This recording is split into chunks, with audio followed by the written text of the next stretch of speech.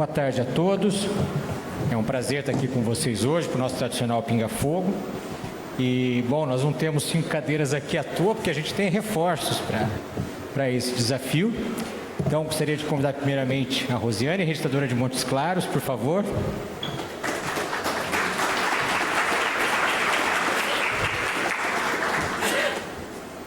Também o Dr. Jorge Taqueda, terceiro oficial de registro de São Paulo.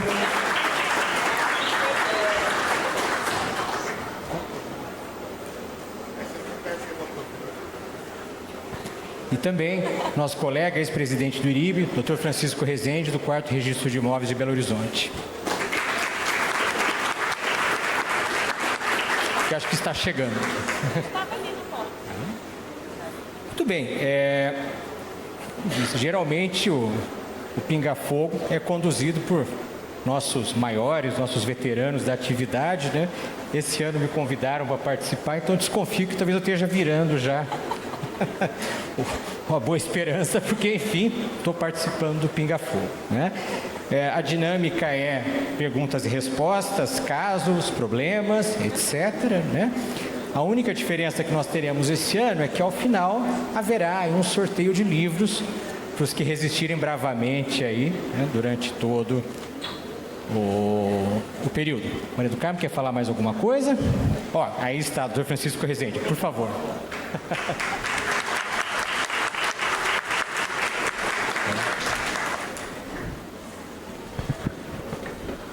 Boa tarde a todos. Peço desculpa porque eu vou ficar aqui um pouco de estepe, porque estou praticamente afônica por conta aí da alergia a essa mudança de ar-condicionado e calor. Mas eu espero poder contribuir, se não for aqui agora, às vezes depois, né, Ivan, respondendo as perguntas para todos que fizerem e que buscarem aqui uma orientação nossa. Obrigado. Muito obrigado. Então, quer dizer, agora a palavra está com os senhores, né, que poderão nos trazer aí dúvidas, problemas. Por favor. Gente, deixa eu justificar. Eu estava aqui porque eu sou mais velho aqui, então qualquer coisa da lei antiga de registro público é comigo, da lei nova eletrônica é com eles aí, tá? Então me chamaram aqui por isso. Muito obrigado, presidente, obrigado. E é interessante que a gente tem aqui exatamente 2,5 paulistas e 2,5 mineiros, né? Que a Maria do Carmo é meio paulista, meio mineira. Pois, muito bem. Muito bem, então, estão abertas aí, né, as perguntas. Por favor, quem tiver dúvida, levante a mão, que será levado o microfone aí. Só peço que se apresente, diga de onde é e fique em pé para todos os colegas poderem ver também. Muito bem, a Maria do Carmo já tem uma pergunta aqui que foi feita para ela quer compartilhar, por favor. Então, uma colega fez uma pergunta ali para mim sobre incorporação, e daí eu vou perguntar para o Ivan. Sobre aquelas possibilidades de incorporação de casa isolada em lote, uma única casa, um único lote. Na hora, eu falei com ela, olha, eu não tive esse caso, vou pesquisar. Até vi que olhei naquela cartilha da Arisp, que a Arisp fez, e toca nesse assunto, só falando numa hora assim. É possível fazer também de lote isolado. Porque você sabe que a questão é o RET, né, que o regime especial tributário que o incorporador abre essa possibilidade para ele. Mas aí ela falou comigo assim, aí se eu fizer e depois a Receita Federal entender que não poderia, enfim, eu te passo essa pergunta e para o Taqueda e vocês que lidam mais com a incorporação. Eu acho, até porque já me perguntaram isso também, que a grande questão é o ato único, não é? E especialmente a cobrança disso como ato único ou não, ou se faz uma incorporação por cada terreno. Bom, eu vou falar aqui apenas como... É a incorporação da casa. A incorporação imobiliária é para o terreno, para construir a casa e vender. Muito bem. Quer fazer uma incorporação para vender uma casa? Sim. Certo. Deixa eu Já, então eu vou passar para a Rosiane, porque minha circunscrição, o último loteamento foi em 62, quer dizer, desde então só tem incorporação de prédio, quanto de ser muito adensado e tal, né? Mas assim, aqui de orelhada eu acharia que é possível, mas vamos ver o que a Rosiane tem a dizer. Por favor.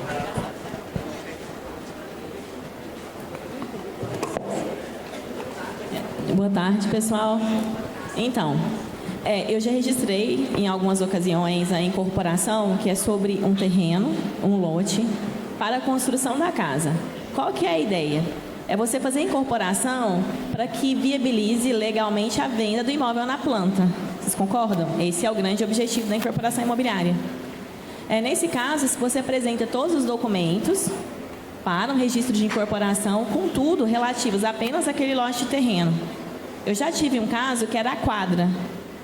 Eu admiti um memorial de incorporação único, contudo, todos os atos são praticados de forma separada em cada uma das matrículas. Mas também poderia ter sido apresentado separado. Nesse caso, eu acho que pela instrumentalidade e economicidade, porque em Minas Gerais nós temos cobrança de arquivamento por folha. Então, tem mais sentido. E nesse caso também, se é um instrumento único, é feita uma única prenotação. Então, também sai mais barato para a parte. Feito isso, feita a incorporação imobiliária, até a verbação da baixa habite-se, aplica-se a regra do artigo 237A da Lei 6.015, que é a do ato único, que vai incidir para as averbações referentes a alterações do empreendedor, algumas garantias que podem ser dadas.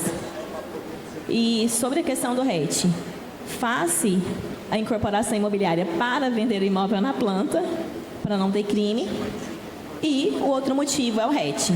Sobre isso, precisaria pedir ajuda aos universitários, porque a última vez que eu estudei direito tributário especificamente sobre RET, nem lembro quando foi. Eu vou dar uma de universitário aqui, então. No Congresso de Atibaia, Maria do Carmo, houve uma pergunta sobre isso, não sei se o Taqueda lembra. Era um lote e ia ser construído 2 casas geminadas por um terceiro no Congresso de Atibaia. Eles falaram que não podia, a gente pode. A lei prevê essa situação. Eu acho perfeitamente possível. Num lote, né, não sei se vocês concordam, vão ser construídas 2 casas, vai ser incorporado para a venda futura. Eu acho que não teria o menor problema. A situação não é essa. A situação que foi colocada é aquele artigo 68A novo da 4.591. Então, você tem um lote que você não vai constituir um condomínio edilício, você só vai fazer uma casa, uma única, e essa casa você vai poder utilizar da incorporação imobiliária, mas não vai ter condomínio depois. É unicamente para efeitos tributários. Não é isso daqui da Copa fala? Esse dispositivo está lá, mas não é dispositivo de imobiliário, de registro imobiliário, nem nada. Isso aí é dispositivo de natureza tributária. Porque para você colocando incorporação e depois você colocando patrimônio de afetação, entra no regime tributário especial, paga 7%. Se for uma compra e venda, compromisso de compra e venda, vai pagar muito mais. Vai pagar bem mais de tributo. Então, quer dizer, a Receita Federal exige que seja incorporado, exige que tenha patrimônio de afetação. Então, os empresários puseram isso aí, mas o condomínio, pensa o quê? Condomínio, tem que ter 2. Senão não tem condomínio. Isso aí é compromisso de compra e venda de uma casa. A casa, eu posso fazer um compromisso hoje de uma casa construída no futuro. Não tem problema. Mas não preciso, mas agora eu ponho em incorporação. Tem um registro de incorporação. Para a gente é ótimo. A gente registra a incorporação e cobra. Mas para o empresário, ele vai pagar menos imposto na venda. Eu acho que o motivo é só tributário. Então, para nós é inócuo. Se está lá que é para fazer, então vamos fazer. Agora, só uma coisa. Em todo caso, né?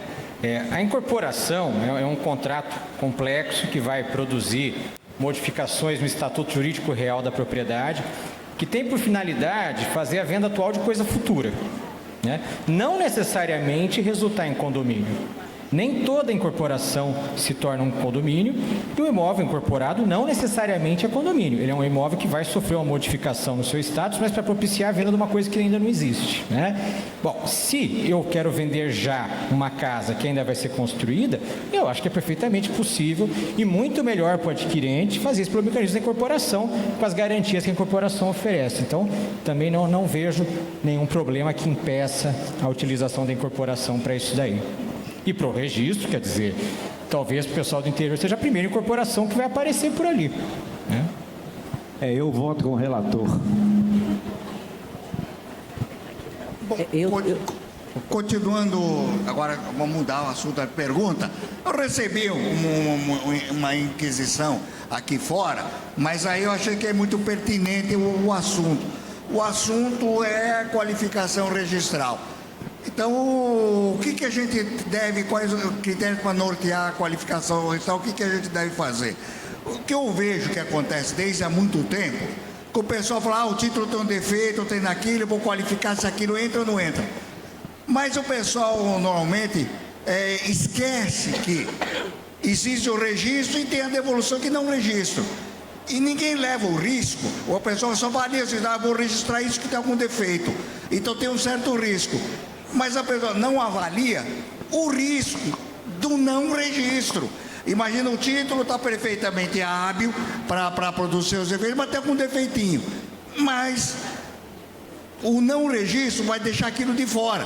E o de fora pode criar até risco para o oficial. Imagina, eu deixo de registrar uma compra e venda. Imagina, eu já vi nota de devolução que devolveu contrato de compra e venda porque estava dito que era aposentado. Devolveu, dizer que aposentado não é profissão. Por favor, está lá, retificar a escritura para dizer qual é a profissão.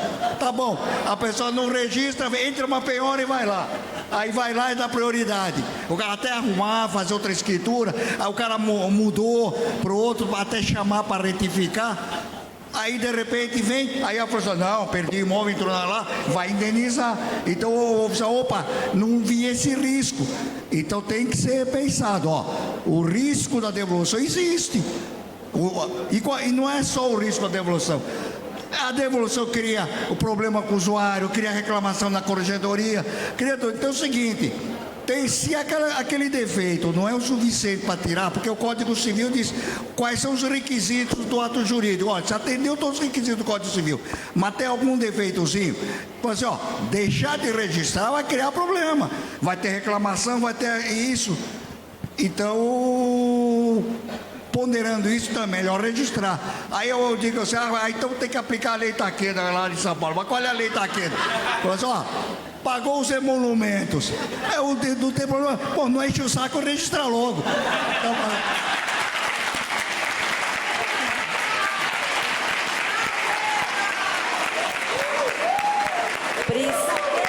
princípio dos emolumentos, com a lei Taqueda.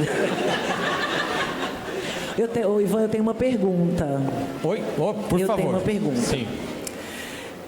Eu recebi agora mesmo da minha substituta, que está lá em Mariana, eu estou fazendo uma uso capião lá, que é de uma área que está alagada. Essa área são mais de 100 matrículas e que hoje formam um lago. Parte dessas matrículas, 26, elas advêm de registro de escritura de cessão de posse que a minha antecessora fez no livro 3 auxiliar. Então, eu estou processando lá, são 26 usucapiões, para depois fazer a fusão. E aí, eu já registrei, acredito que umas 15, e trocou a gestão da Prefeitura de Mariana agora, e eu fiz a notificação para o município. E aí, eles me responderam assim, em relação à área tal, o município de Mariana possui interesse no feito.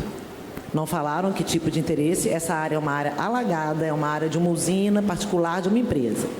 Então, eu notifiquei o município de Mariana, dizendo que eles fossem específicos, né, para indicar qual seria o tipo de interesse.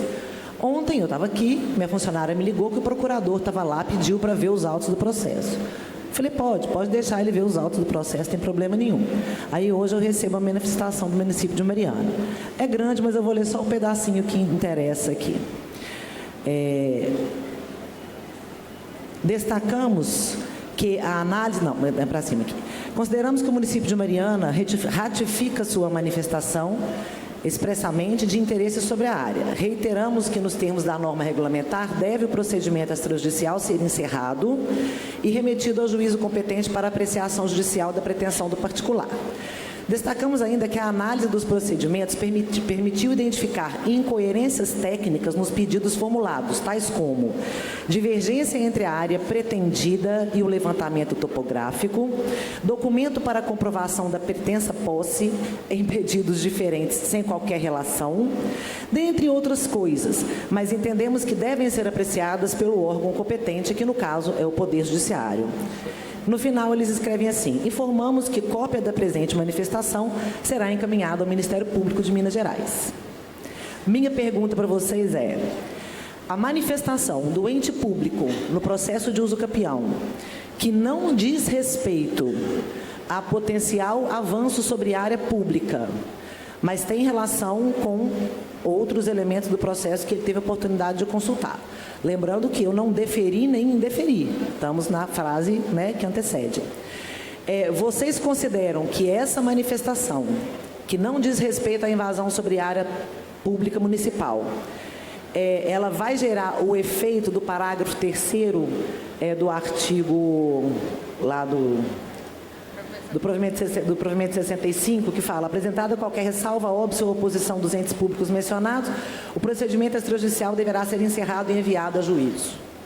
Só uma pergunta: não tem nem confrontação com o bem público? Não, nada? Nada. Urbano ou rural? Rural. É área alagada. Essa área está debaixo da água hoje. Está alagada tem 20 anos. Ana, eu já tive casos parecidos, em que a prefeitura simplesmente alegou coisas de que a área que consta lá não é a que consta no cadastro, coisas desse tipo. Eu indeferi a impugnação da prefeitura, dizendo que ela não era fundamentada porque tinha que ser em direitos, interferisse em direitos públicos.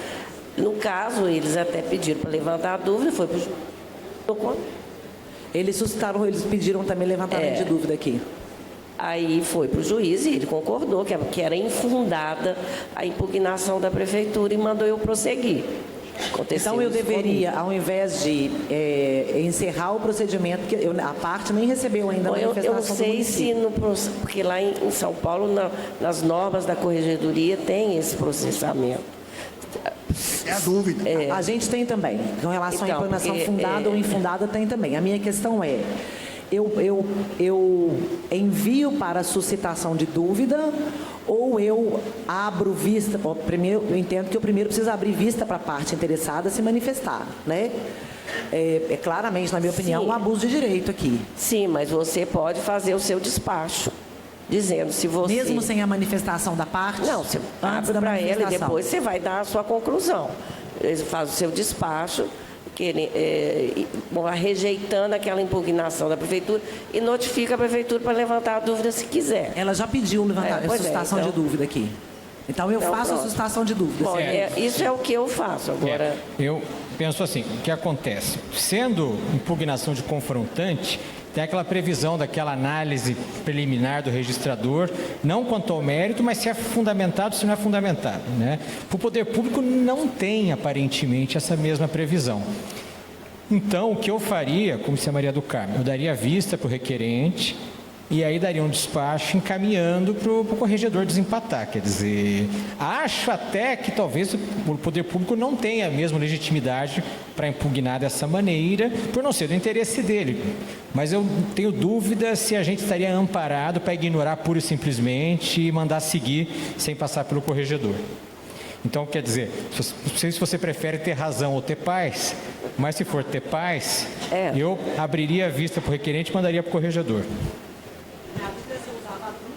Ou o outro. A minha dúvida era se eu usava a dúvida ou o procedimento mesmo de encerramento, né? Porque aí você tem possibilidade de conciliação e tal. Então Sim, eu não encerraria de plano. Tá. Eu encaminharia para o corregedor decidir. Resolvida a dúvida, aí lá na frente. Exato. Aí eu ele fala assim, não, exato. Fala assim, não, isso aqui não tem cabimento. Segue lá no extrajudicial. Aí volta para você, você continua. Maravilha. No seu caso, ele está analisando aquilo que compete a você. Ele está fazendo qualificação registral. Qualificação. Tá vendo, Taqueira? Tem um monte de registrador que quer fazer fazer e tem um monte de Eu já agora tive procurador que quer fazer também. casos parecidos aí, que é com o Estado de São Paulo, a Procuradoria do Estado, inclusive até conversei com o procurador. No caso do Estado, até é o caso mais amplo, porque é o seguinte, o Estado tinha um título comprado em 1910 por aí de uma área circular, que é um bairro inteiro e tem o título, que hoje é o Horto Florestal. Só que uma parte disso, na época, já estava ocupado um miolo, um monte de casa. Então, no título está dito que cabia a procuradoria dar algum jeito de que não cabia o vendedor, na verdade, conseguir a desocupação daquelas casas. Mas como era o título anterior ao Código Civil e tudo, o que eu digo? É o problema do modo. O registro transfere a propriedade, mas daquele antes não transferia. O que transfere a propriedade, o que era? Era o título e a emissão da posse. Já estava no título que não tinha a posse daquilo. Então o Estado achou que comprou um disco, mas na verdade comprou uma rosquinha. E eu fui lá, indeferi, dizendo que não comprou, não é área do Estado, porque não houve emissão da posse, não teve o modo. Que não é antes do Código Civil. E, se quiser, eu disse que não era fundamentada, porque isso é análise do oficial. Não é fundamentado, e se quiser fazer a dúvida, vai lá. Aí, nesse caso, eu conversei com o procurador, deixa por isso, eu cumpri minha função e pronto, e ficou. E nesse bairro sempre faz isso, e a Procuradoria faz o seu efeito de impugnar, eu desconsidero, e tudo que está na rosquinha eu faço lá, no bairro inteiro. Muito bem. E se alguém ficar com vergonha de fazer pergunta, opa, ótimo, encaminha para a Ana Maia aqui que ela passa para a gente. Acho que o Caleb levantou a mão antes, e aí a gente já passa para o Ari. Na adjudicação compulsória extrajudicial, a lei prevê que eu não preciso registrar o compromisso. E aí a pergunta que me vem é, eu não preciso registrar, ou mesmo os elementos de qualificação eu não preciso atender? O que me apresentam frequentemente? Compromisso sem reconhecimento de firma. Por um lado, no judiciário, se daria prosseguimento à adjudicação e permitiria impugnação. No extrajudicial, damos prosseguimento, notificamos e se ninguém impugnar, podemos tocar? Essa é a minha pergunta. Vou dar o meu palpite, mas eu gostaria... Meu palpite é o seguinte. Na adjudicação compulsória extrajudicial, o instrumento de promessa de compra e venda não é título, é meio de prova. O título vai ser formado no procedimento.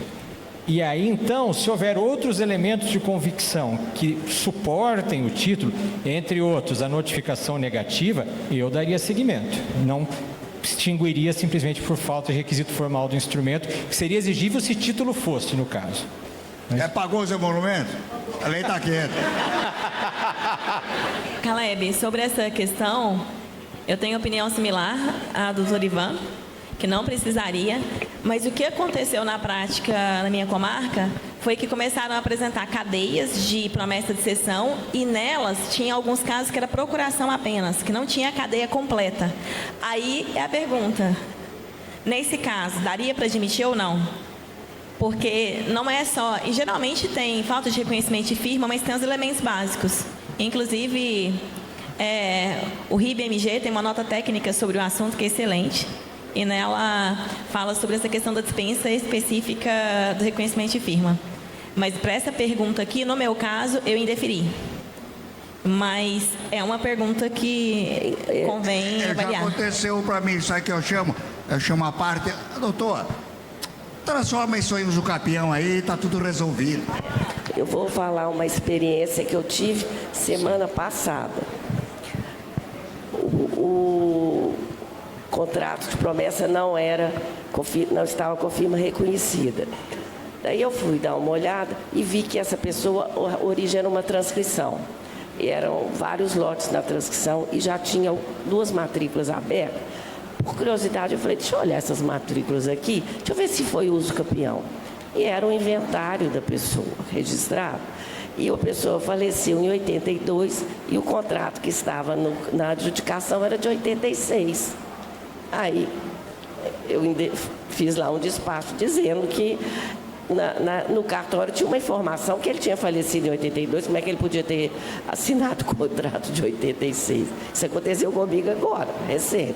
Então, eu acho assim, enfim, cada um tem que avaliar, né? Isso aí é o contrato do Lázaro, não é? Pois é. Só antes de passar a palavra para o Ari, só sobre educação compulsória, só compartilhar 2 casos muito curiosos, enfim, que são interessantes. O primeiro deles, foi expedido um mandado de registro numa ação de adjudicação compulsória judicial, né? Acontece que o título era uma escritura de promessa lavrada no Rio de Janeiro nos anos 80, né?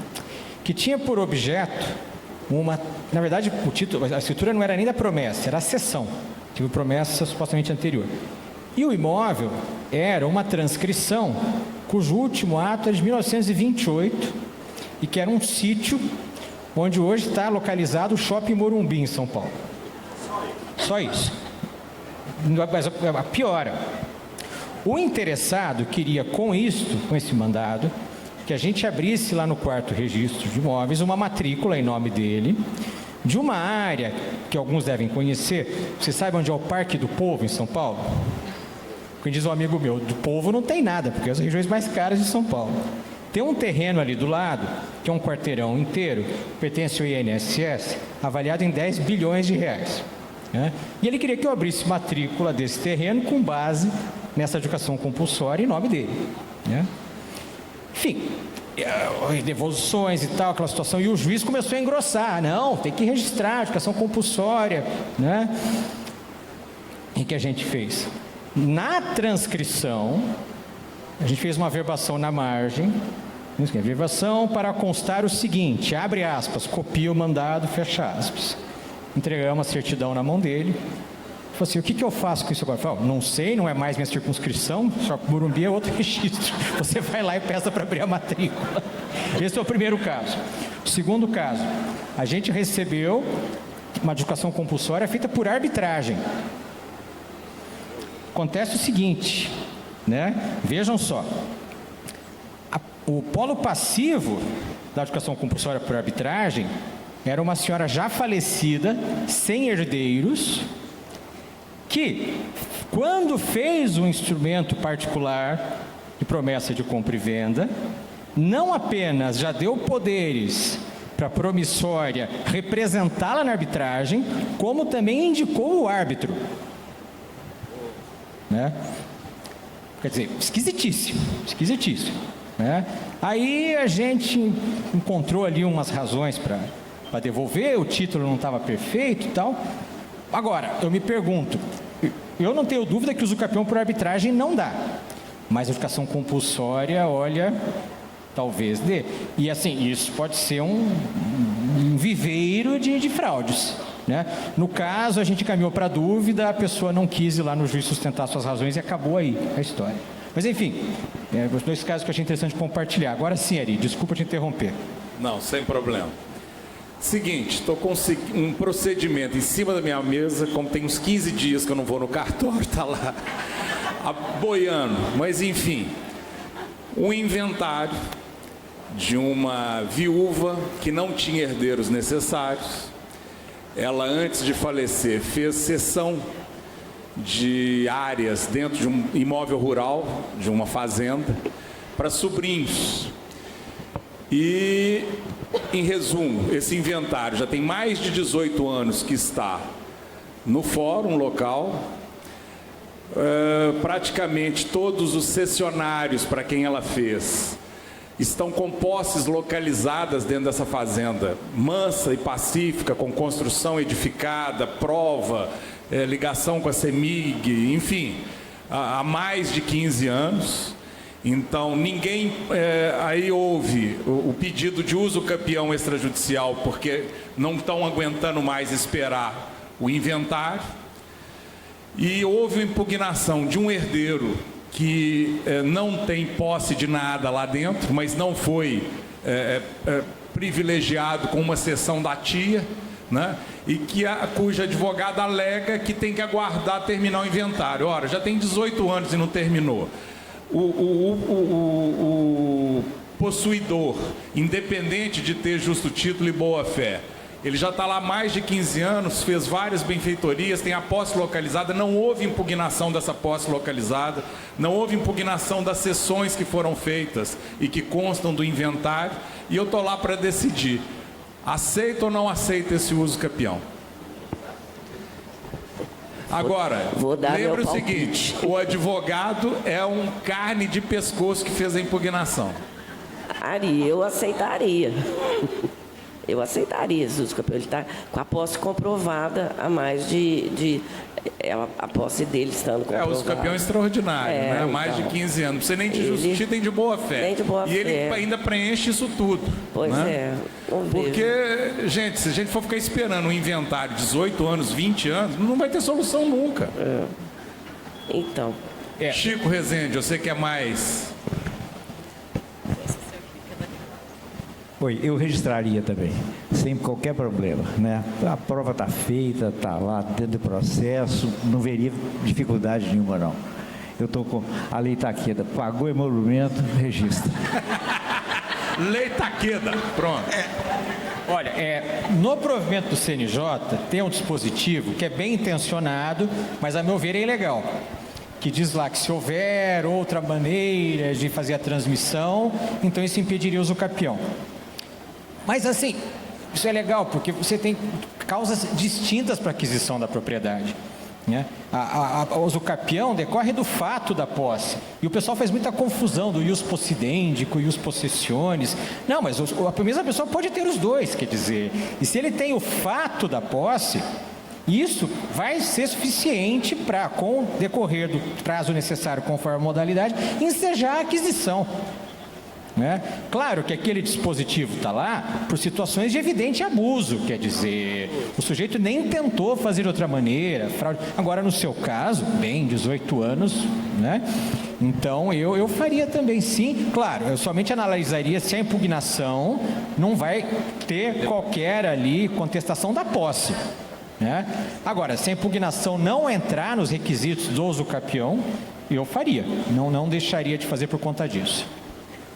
Pelo fato de ser herdeiro, teve até a decisão recente lá do Conselho permitindo, teve uma decisão da Patrícia e teve uma outra bem recente, que essa justificativa aí também não pode impedir uma posse comprovada, justa e tal. Exato. Tem um acórdão do Conselho Superior de Justiça de São Paulo, de Diadema, de uns 3 anos atrás. E teve um outro agora recente. Dizendo isso, que se os requisitos do capião estão preenchidos, deve ser reconhecido. Quer dizer, não é essa necessidade de demonstrar impossibilidade de escrituração por outro meio, não pode obstar o reconhecimento do direito. Eu tenho aqui uma pergunta. Então, você é a próxima. A 14.3... Eu acho que eu imagino qual vai ser a pergunta. Já? Não é a questão da discriminação administrativa? Não, mas por favor, porque se você não fizesse, eu ia fazer. Mas por favor. A 14.382 trouxe lá no 216A da 6.015 essa disposição aqui. Em caso de... Dentro do tema de uso capião ainda, tá? Em caso de impugnação justificada do pedido de reconhecimento extrajudicial de uso capião, o oficial de RI remeterá os autos ao juízo competente da comarca da situação do imóvel, cabendo ao requerente emendar a petição para adequá-la ao procedimento comum. Porém, em caso de impugnação injustificada, esta não será admitida pelo registrador, cabendo ao interessado o manejo da suscitação de dúvida lá do 198. Isso aqui é o que veio com a 14.382, que é de 2022. Só que o parágrafo 3º do antigo artigo 15 do provimento 65, que agora foi incorporado lá no provimento 149, a mesma redação, diz que é o seguinte, lá na parte dos entes públicos, apresentada qualquer ressalva, óbice ou oposição dos entes públicos, o procedimento extrajudicial, no caso da usucapião, deverá ser encerrado e enviado ao juízo competente para o rito judicial da usucapião.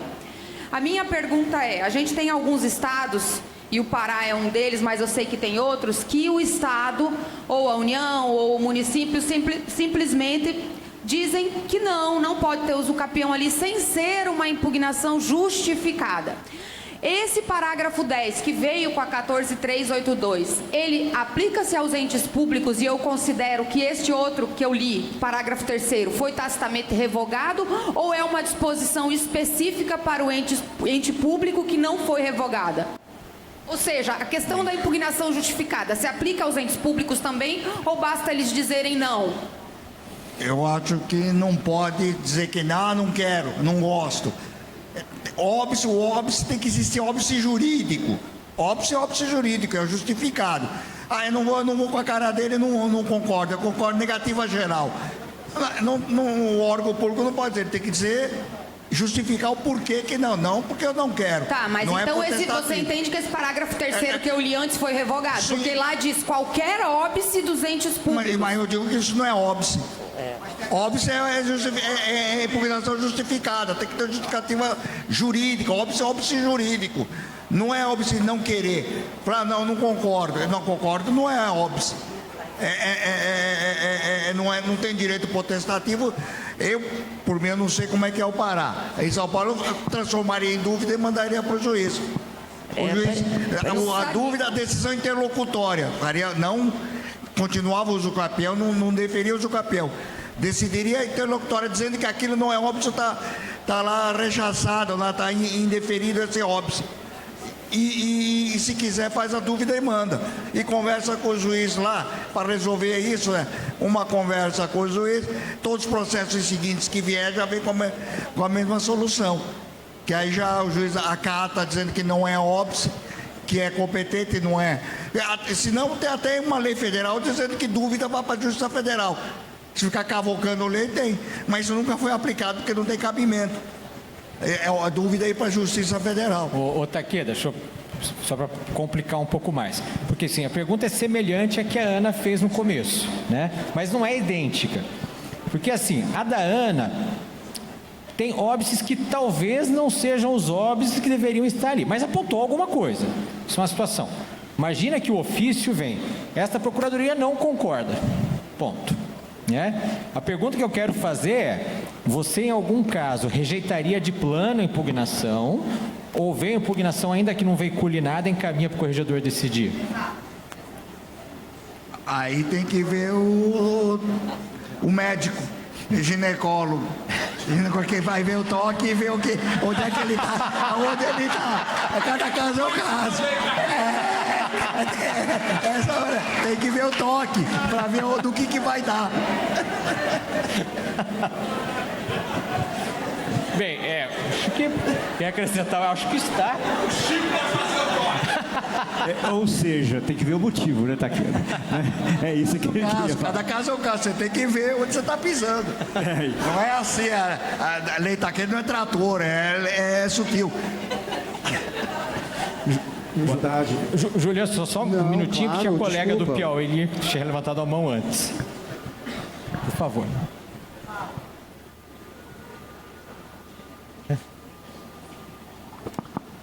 Tem um microfone? Boa tarde, tudo bem? Posso adiantar na frente da colega? Enquanto o microfone está indo lá. Beleza. Paulo Felber, sou registrador aqui no estado do Amazonas. E o caso prático é o seguinte: uma escritura pública de compra e venda com desmembramento lavrada em 88, em que foi recolhido o ITBI, mas nunca foi apresentado no registro de imóveis para efetivamente ser feito o desmembramento e a abertura da matrícula. O vendedor, 5 anos depois, entrega a área toda em hipoteca para o banco. Ele não quita, o banco entra com ação judicial para executar a hipoteca, penhora a área toda do imóvel, e aí esse terceiro fala: opa, peraí que eu tenho um pedacinho nessa área toda aí, e entra com embargo de terceiro. Na sentença de primeiro grau, o juiz reconhece que ele é um terceiro de boa-fé e julga procedente a ação, determinando ao registrador de imóveis que baixe a penhora sobre a área apenas do terceiro, que não existe. O banco recorre e o Tribunal de Justiça mantém a sentença de primeiro grau para que seja dado baixa na penhora da área do terceiro. Essa documentação toda é apresentada com a escritura pública, o ITBI recolhido em 88, planta da área toda, planta da área do terceiro, da área remanescente.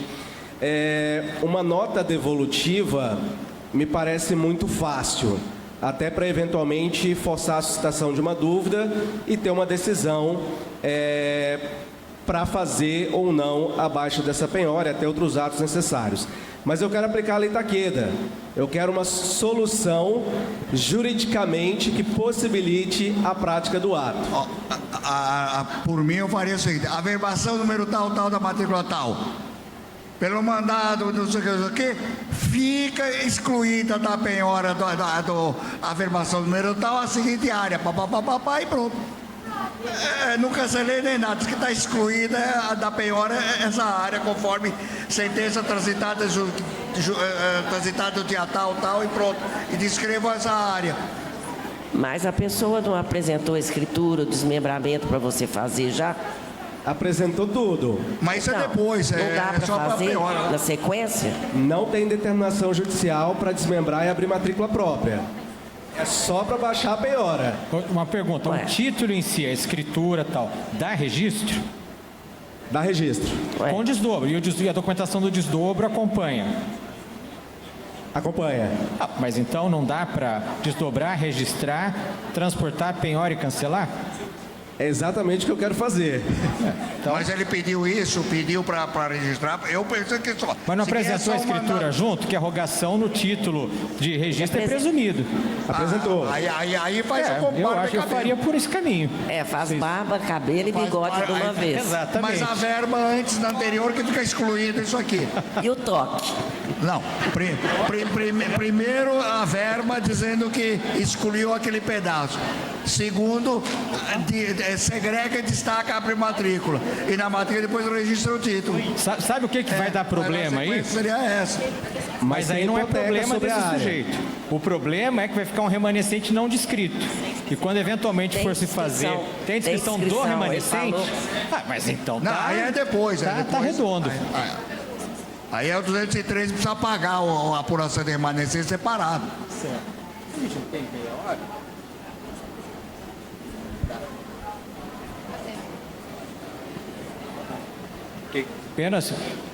Temos para apenas mais 2 perguntas, estão nos informando aqui. Mas não é então, 29. Por favor. A colega lá que já estava com o protocolo na frente. Boa tarde. Meu caso, eu já até comentei com o Ivan e alguns outros colegas, mostrei o mapa. É uma situação potencialmente catastrófica que está acontecendo no Piauí. Nós temos uma lei estadual que criou um órgão de terras e estabeleceu procedimentos discriminatórios no estado do Piauí, dispensando qualquer anuência, notificação pessoal dos ocupantes das terras, tudo por edital que vai ser afixado no cartório. A lei já é problemática. Como se não bastasse isso, o Estado resolveu considerar que, por conta que lá nos cartórios do Piauí as inscrições são precárias, ainda tem muitas transcrições, matrículas que ficaram na circunscrição anterior, muito pouco georreferenciamento e muito pouco certificação. Então, às vezes, é difícil localizar a parcela, a terra dentro do mosaico, né? Inclusive porque todos os confrontantes nunca eram números de matrículas, eram sempre nomes de pessoas. E aí, o que é que o Estado resolveu fazer? Ele resolveu fazer uma discriminatória da cidade inteira e tirou da discriminatória só o que era certificado pelo INCRA. E pediu para abrir matrícula do município inteiro, com exceção de, 5 imóveis que foram certificados. E enviou para o cartório. Eu tenho 4 municípios na minha circunscrição, 4 matrículas. E aí, o que é que a gente... Assim, contra a lei a gente não pode fazer muita coisa e tal, mas em relação ao registro, o que é que eu falei? Embora eu não possa localizar precisamente aquelas parcelas, eu tenho 5.000 matrículas que está lá, dizendo que é no município de Padre Marcos. Então, eu sei que eu tenho 5.000 matrículas, se eu abrir uma para o município inteiro, obviamente que eu tenho ciência de uma duplicidade de matrículas e vou estar contribuindo. Mas a nossa corregedoria disse que Se você não pode saber 100% localizar, então não existe ainda essa duplicidade, abre a matrícula. E aí eu queria trazer esse caso inusitado para os colegas. Bom, a gente pode fazer uma terapia de grupo aqui junto com você. Mas acho que não tem muito mais para oferecer. Não, assim, é o que acontece. O pessoal que tem registro no litoral, né, tem lá a questão das áreas de marinha e tal, né? Teoricamente, bem teoricamente, chegaria um ofício da União, era cancelar tudo, abrir matrícula da União, enfim. O que o pessoal faz? Mantém tudo como está, faz uma verbação dando conta que pelo ofício tal, aquilo ali é terreno da União. O que eu faria no seu lugar, mesmo sabendo que é uma solução que não tem solução 100% no caso? Abriria essa matrícula, né, constando ali muito claramente exatamente quem mandou você fazer aquilo, né, tipo, copiando literalmente, enfim. E aí nas outras matrículas da circunscrição faria uma verbação dando notícia de que existe a matrícula tal aberta com base no ofício tal, blá blá blá blá blá, segundo a qual a área integra a área dominial, enfim, do Estado. E assim, e vida que segue, quer dizer, e aí eu... Pois é, mas assim, não tem como não contar, esse é o problema. O que vocês acham? Mas depois o Estado vai dar título de domínio para essas pessoas? Vai repetir o título? É que eu estou entendendo que a Corregedoria já mandou registrar. Então a opção de devolver, suscitar dúvida, já não está mais disponível. É o que eu entendi. Inclusive, como teve várias devolutivas, eles fizeram um atalho. Nós temos um programa regularizar lá no tribunal, que é uma vara judicial. Então, eles disseram que vão encaminhar, a gente vai ter que registrar. De acordo com o Estado, ele diz que não tem interesse em alienar essas terras, que ele vai titular. Porém, é tudo de boca, né? Porque a gestão atual está se comprometendo isso. E entra uma outra gestão, sabe-se lá se vai continuar titulando, se vai alienar, se vai vender para as pessoas, se vai ser gratuito, né? Não vai, porque mais nada. E isso, vários municípios do estado, todos são vários. E existem matrículas abertas dentro do seu município. Desculpa só. Na lei de criação dos municípios do seu estado, normalmente, eu acho até que a gente discutiu no caso semelhante, não foi o seu, existe transferência desses bens estaduais diretamente para o município. Ao se formar um município, o município ele recebe terras, né? E é bem provável que essas terras que o município recebeu, ele foi titulando terceiros ao longo do município. Concorda comigo? Sim. Então, me parece que existe um processo, né, de violação do devido processo legal nessa discriminação, né? Eu abriria e continuaria a tocar as outras matrículas. Eu tenho um problema bem semelhante em Barra do Garças e me manifestei nesses processos algumas vezes.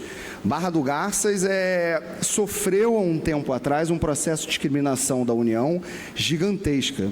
Então, 2/3 praticamente da minha cidade, eles estão dentro de uma gleba federal, que inclusive é discriminada no CIGEF. Você entra lá no CIGEF, ele vai lá, gleba 10 Araguaia. E onde está 2/3 do meu centro da cidade. E o que aconteceu no primeiro caso que estourou? Teve um loteamento que, por questões inflacionárias contratuais, os adquirentes se sentiram prejudicados e montaram um grupo para falar, né? Entraram com uma ação popular, onde o mote seria: comprei um loteamento onde a terra não era do particular, a terra era da União, né? E estava praticamente com liminar a ser deferida pela Justiça Federal, com manifestação favorável do MPF. Peguei, me manifestei, fiz toda a cadeia dominial dos títulos. O sujeito é proprietário desde tanto, a cadeia dominial vai até fulano, que vem até o Estado, que são áreas que foram provenientes e outorgadas ao município pela própria criação municipal, porque você vai verificar que quando se cria um município, essas terras elas são outorgadas ao município, o processo de discriminação é inválido e a vida seguiu. Liminar indeferida, extinto, está lá a matrícula da União, eu não toco nela, ela não fala sobre ela e o meu município está lá sobrevivendo. Eu acho que é a sua principal solução, né? Você vai tocar, ela vai ficar lá. Agora, se ela quiser tomar alguma medida judicial contra esses proprietários, eu sugiro que você tenha um bom departamento jurídico, talvez o IRIB possa até auxiliar nesse sentido, senão ele vai travar a sua cidade inteira. Mas não tem uma resposta objetiva. Né? A Maria do Carmo falou até que talvez seja questão para o CNJ. Porque isso vai exatamente em confronto com o provimento 195. Foi justamente vai criar sobreposição que... Não, vai totalmente na contramão. E nós já tivemos casos no Piauí de, por exemplo, teve um provimento maluco lá alguns anos atrás que mandou registrar aforamento mesmo depois de 2002. Milhares de matrículas. Veio o CNJ, bloqueia a matrícula, tudo.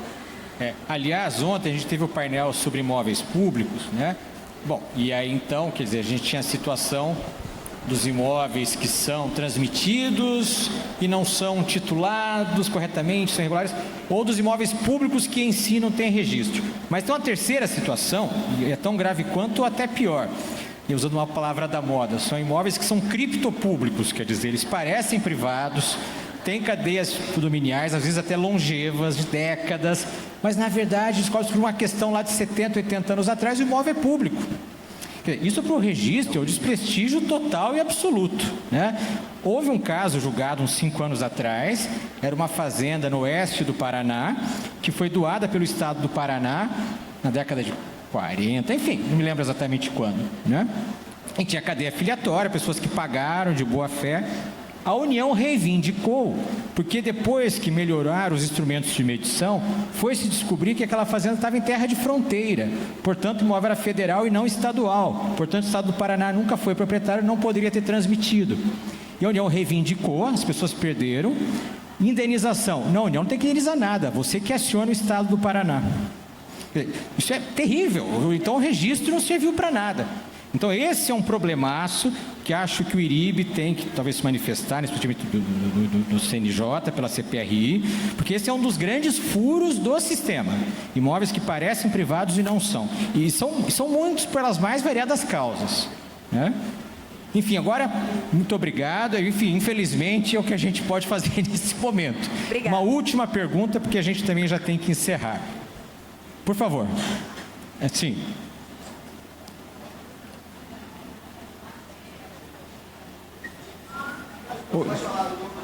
Desculpa, agora eu não sei quem. Vamos tentar colocar as duas rapidamente aqui. Então eu vou pedir para as duas perguntas já serem feitas de uma vez e aí a gente já conclui. Pode ser? Então, um microfone aqui e um ali à direita, por favor.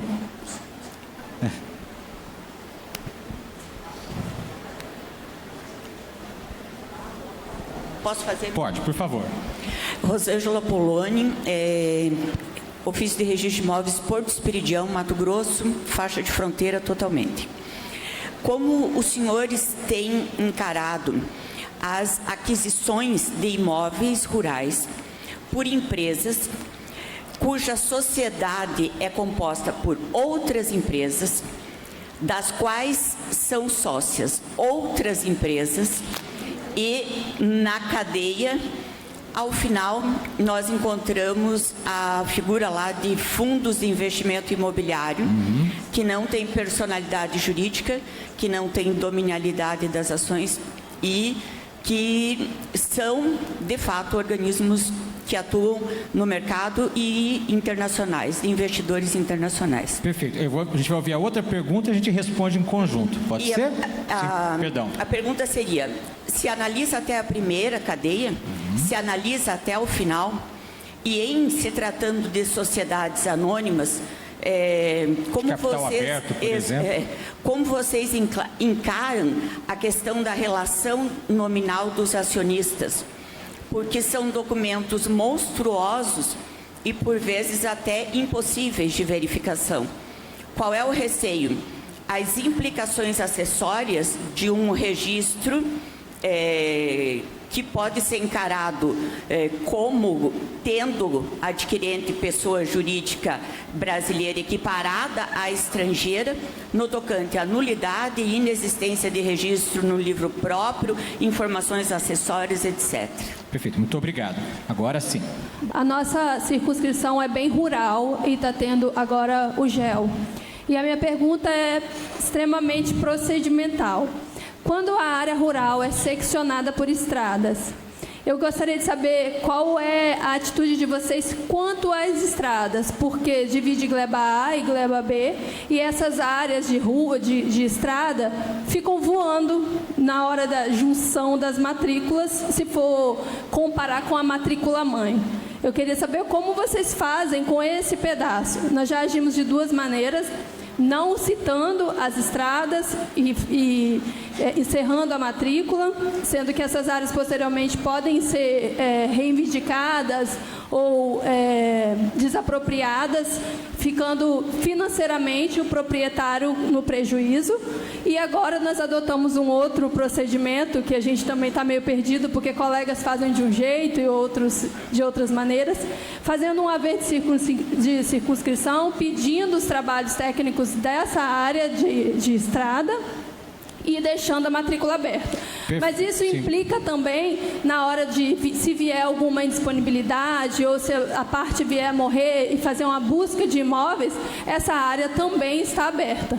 Então a gente já perguntamos na nossa corregedoria como deveria, se viesse algum procedimento padrão, e a gente não obteve nenhuma resposta. Perfeito. Quem tem imóvel rural na mesa, levanta a mão.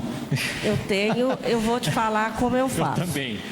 Por favor. Inclusive, se você verificar aquele manual do Eduardo Augusto sobre retificação, ele fala nesse caso específico, que seria deixar a estrada na matrícula mãe e fazer uma verbação de que o remanescente é área pública por destinação. Porque aí... E encerra. Ou deixa aberta? Ela está ali, mas você pode até encerrar, porque eu acho que ele fala em encerrar. Agora eu não estou me lembrando exatamente como é que ele dá essa instrução lá. Mas se você olhar no manual dele, tem essa hipótese. Deixa eu só dar um palpitinho nessa rapidamente. Eu não tenho imóvel rural, mas, enfim, o que acontece? Se a estrada é pública, né, ela já está... maioria não é. É privada? Estrada, como é muito interior, é de alguma propriedade que dá em outra propriedade, mas ali também ainda não é municipal.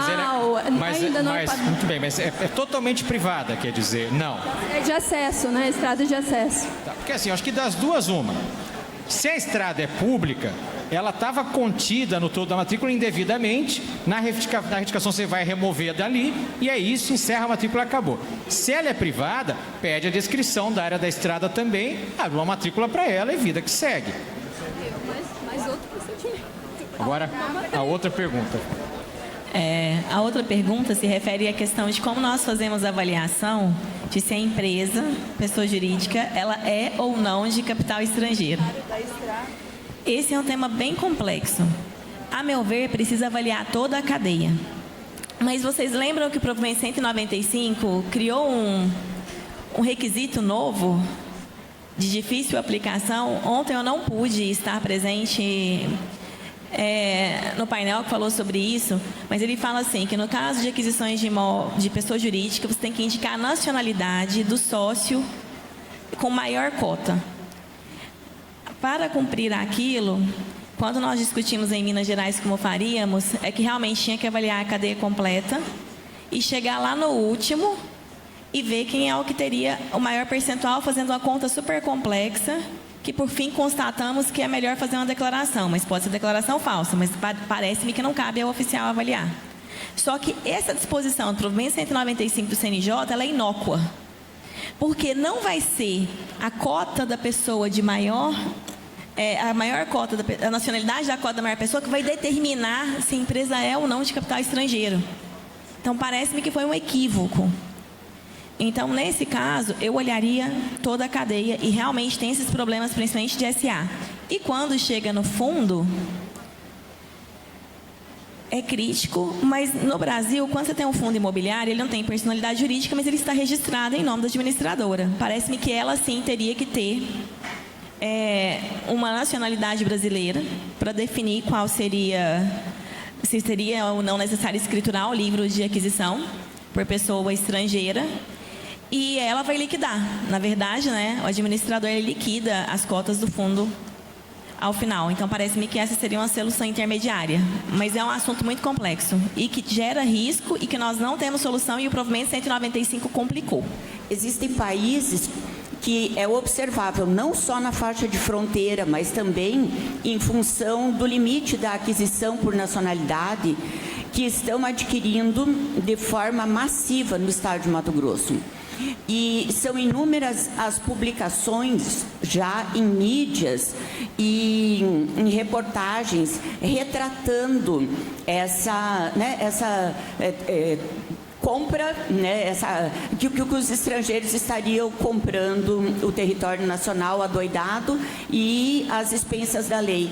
Eu penso que institucionalmente esse assunto merece uma atenção, merece uma levada assim, a um debate, porque as consequências são seríssimas, inclusive para a própria imagem do registrador, porque dá a entender nessas reportagens que circulam que seria as vistas grossas dos registradores. E isso está acontecendo na região norte de uma forma intensa.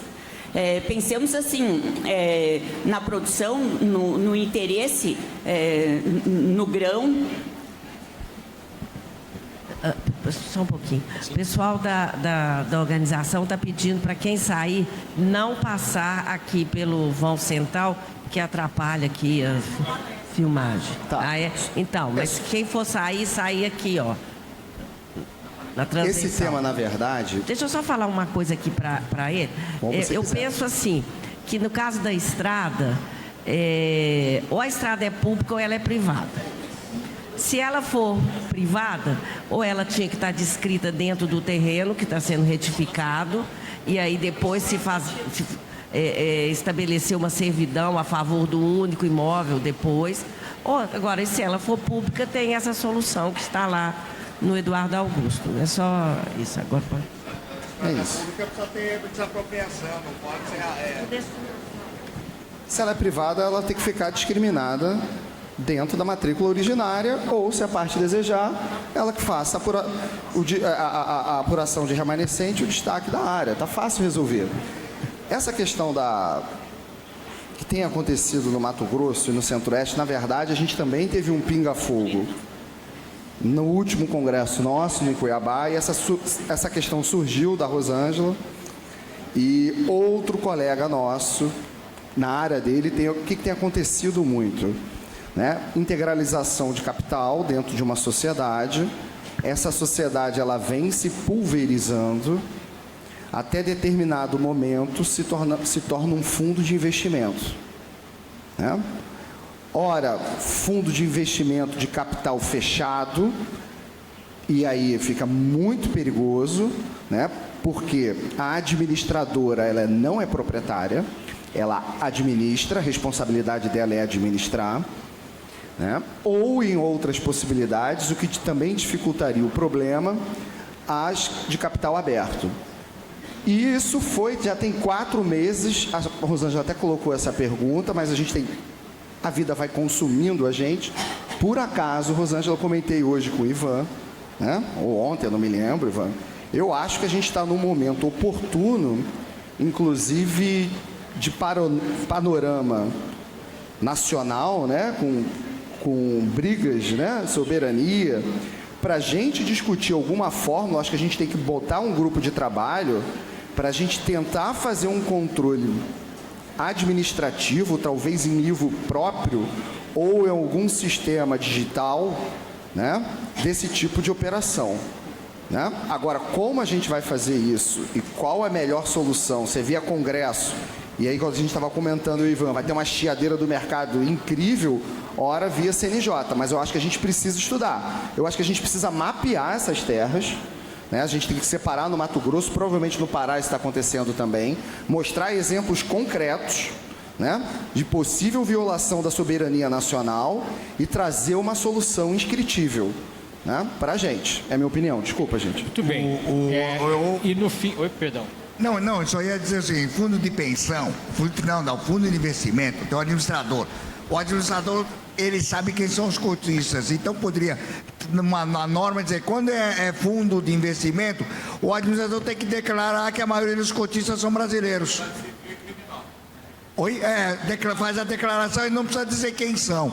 Dizer que a maioria são brasileiros. Se não tiver essa declaração, não dá. Então é estrangeiro.